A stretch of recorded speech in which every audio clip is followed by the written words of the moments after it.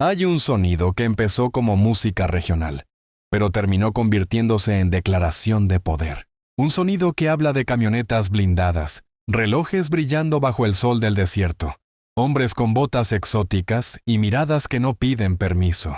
Un sonido que no nació en los grandes escenarios, sino en pueblos donde el silencio pesa más que el ruido. Ese sonido no solo cuenta historias, construye identidad, construye aspiraciones, construye poder. Pero el poder más fuerte no siempre se impone con armas. A veces se impone con símbolos, con canciones, con estética, con códigos que todos entienden aunque nadie los explique. Durante décadas, México ha vivido un fenómeno que va mucho más allá del crimen organizado. Un fenómeno cultural que transformó narrativas, imaginarios y aspiraciones sociales. No se trata solo de narcotráfico, se trata de narcocultura. Una construcción simbólica del poder que creció en silencio hasta convertirse en parte del paisaje cotidiano. Este no es un video sobre nombres propios. No es una historia de persecuciones ni de titulares recientes. Es algo más profundo. Es el análisis de cómo una cultura paralela logró infiltrarse en la música, en la moda, en el lenguaje, en la arquitectura, en la narrativa aspiracional de miles de jóvenes. Es la historia de cómo el poder se volvió estética, de cómo el miedo se volvió símbolo, de cómo el silencio se convirtió en discurso. Para entender la narcocultura, hay que empezar por algo fundamental: el vacío. Toda cultura dominante nace en un vacío. Vacío de oportunidades, vacío de representación, vacío de reconocimiento. En muchas regiones del norte de México, la narrativa tradicional del éxito parecía lejana. Las instituciones eran frágiles, el ascenso social parecía bloqueado y las promesas oficiales no siempre llegaban. En ese contexto emergió otra narrativa, una que decía: el poder no se pide, se toma. Los corridos existen desde el siglo XIX. Eran crónicas cantadas, relatos populares sobre guerras, revolucionarios, héroes regionales. Eran la forma en que el pueblo contaba su propia historia cuando no tenía acceso a los periódicos. Con el tiempo, esa tradición evolucionó, y en el último tramo del siglo XX, apareció una variante que cambiaría todo: el narcocorrido. El narcocorrido no surgió de la nada.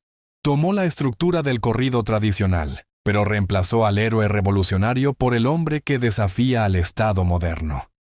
El protagonista ya no era el campesino que luchaba por tierra, era el individuo que desafiaba fronteras, acumulaba riqueza rápida y construía su propio código de honor. Sociológicamente, el narcocorrido funciona como relato aspiracional.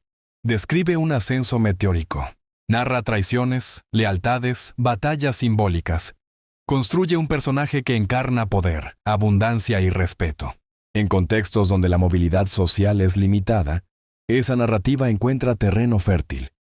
No porque todos quieran replicarla, sino porque ofrece una historia clara de éxito. Pero la narcocultura no se limita a la música. Es un sistema simbólico completo.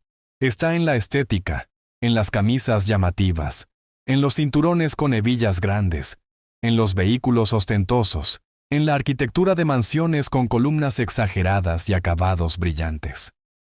Es una estética del exceso que comunica algo muy específico: visibilidad, presencia, dominio. En sociedades donde muchos se sienten invisibles, la ostentación se convierte en lenguaje. No es solo lujo, es declaración, es decir: estoy aquí, me ves, no me ignoras. La estética narco combina elementos rurales y urbanos. Toma símbolos del campo, pero los mezcla con marcas globales. Une tradición y modernidad en una sola imagen. Es una identidad híbrida que refleja la transformación económica de regiones que pasaron del cultivo tradicional a economías ilícitas altamente rentables. Otro componente fundamental son los códigos. Toda subcultura desarrolla reglas internas. En la narcocultura, esos códigos giran en torno a la lealtad, la familia, el respeto y la palabra. En los relatos musicales y audiovisuales, traicionar es el peor pecado. Cumplir la palabra es ley. Proteger a los tuyos es obligación. Esa moral paralela crea cohesión simbólica. Desde el análisis sociológico, Esto no significa que la realidad funcione siempre así. Significa que la narrativa cultural necesita reglas claras para sostenerse. Y esas reglas ofrecen sentido de pertenencia. El cine y las series amplificaron el fenómeno. Las historias de ascenso desde la pobreza hacia el poder absoluto capturan la atención porque son arquetipos universales. El problema no es la ficción en sí. El problema es cuando la ficción se convierte en referencia aspiracional en contextos donde las alternativas parecen limitadas. Las redes sociales aceleraron todo. La narcocultura encontró un escaparate perfecto. Fotografías de lujo, armas doradas, fiestas ostentosas, viajes internacionales. La imagen se volvió inmediata, viral, aspiracional. El algoritmo no distingue entre crítica y glorificación. Solo amplifica lo que genera atención. Y aquí aparece una pregunta clave. ¿Por qué atrae tanto esta estética? La respuesta no es simple. Parte del atractivo radica en la narrativa del poder directo. En un mundo donde muchas personas sienten que el sistema es lento e inaccesible, la figura que rompe las reglas y acumula riqueza rápida resulta fascinante. Es una fantasía de control en un entorno de incertidumbre. Pero también hay un componente identitario.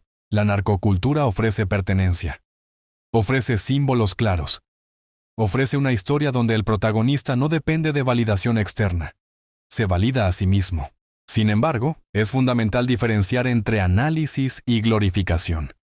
Analizar el fenómeno implica entender sus raíces estructurales.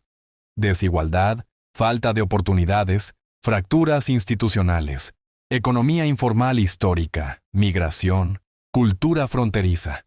La narcocultura no surge en el vacío moral, surge en contextos específicos. Además, la narrativa del poder narco se construyó en silencio porque durante mucho tiempo no fue discutida abiertamente.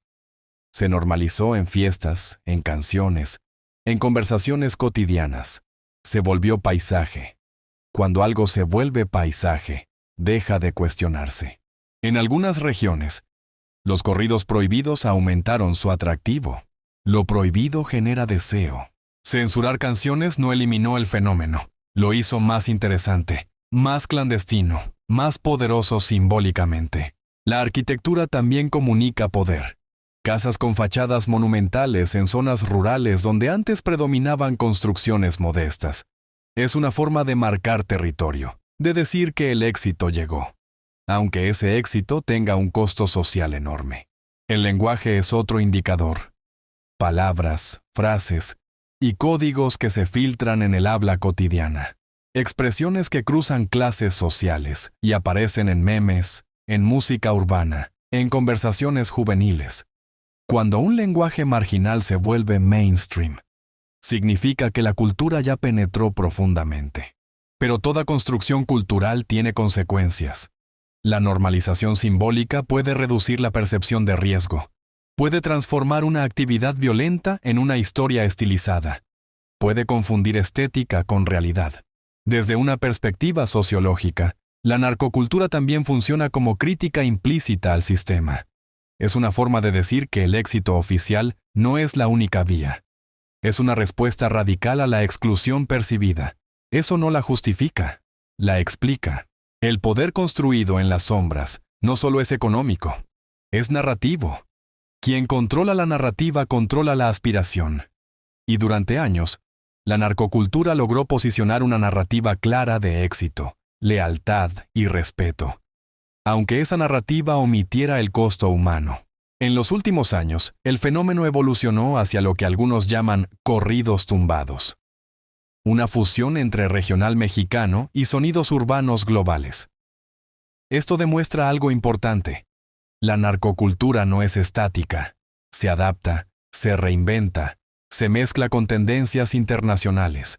La globalización permitió que símbolos locales se volvieran globales. La imagen del poder narco empezó a exportarse. Se convirtió en estética replicada en otros países, incluso desconectados del contexto original. Esto evidencia su fuerza como producto cultural. Pero cada símbolo tiene doble filo. Lo que para algunos es aspiracional, para otros es recordatorio de violencia. Lo que para unos es identidad, para otros es trauma. El análisis sociológico obliga a mirar ambas caras. Entender que la narcocultura es síntoma y no solo causa. Síntoma de desigualdad persistente, síntoma de fracturas institucionales, síntoma de ausencia de movilidad social efectiva. También obliga a reconocer que la cultura no se impone desde arriba únicamente. Se construye colectivamente. La audiencia participa, consume, comparte, reproduce. Sin audiencia no hay fenómeno cultural. La pregunta final no es si la narcocultura desaparecerá. La pregunta es cómo evolucionará. Si encontrará contrapesos narrativos. Si surgirán nuevas estéticas aspiracionales que compitan con la narrativa del poder rápido. Porque toda cultura dominante enfrenta ciclos. Crece, se consolida, se cuestiona y eventualmente se transforma. México no construyó este poder en un solo día. Se fue tejiendo en canciones, en símbolos, en silencios compartidos.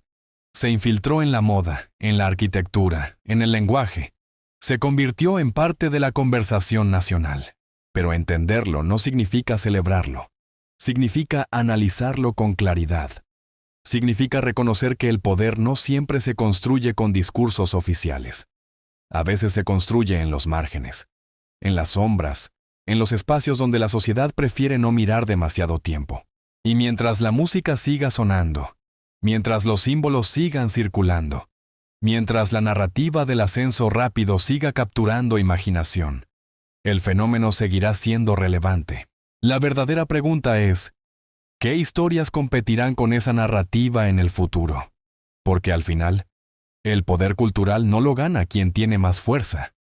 Lo gana quien logra contar la historia más convincente. Y durante décadas, en silencio, una historia logró hacerse escuchar.